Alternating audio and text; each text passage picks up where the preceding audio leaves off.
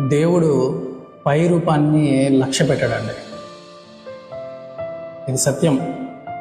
దేవుడు మనిషి పై రూపాన్ని చూసి ఆయన మురిసిపోయేవాడు కాడు. నువ్వు పై రూపాన్ని బట్టి నీతిమంతుడిగా తీర్చబడాలనుకున్నా దేవుడు దానిని బట్టి నీతిమంతుడిగా తీర్చడు. నీ పై రూపం దేవునికి అసలు అవసరమే లేదు. దేవుని వాక్యం సెలవిస్తుంది. అయితే యెహోవా సమూయేలుతో ఇలాగూ సెలవిచ్చెను, అతని రూపమును అతని ఎత్తును లక్ష్య పెట్టకము. మనుషులు లక్ష్యపెట్టు వాటిని యెహోవా లక్ష్య పెట్టడు. నేను అతన్ని త్రోసివేసి ఉన్నాను. మనుషులు పై రూపమును లక్ష్య పెట్టుదురు, కానీ యెహోవా హృదయమును లక్ష్య పెట్టును. దేవుడు నీ హృదయాన్ని లక్ష్య పెడతాడు. కాబట్టి నీ హృదయం జాగ్రత్త, నీ హృదయం పవిత్రంగా కాపాడుకో. హృదయంలో ప్రేమ కలిగి బ్రతుకు.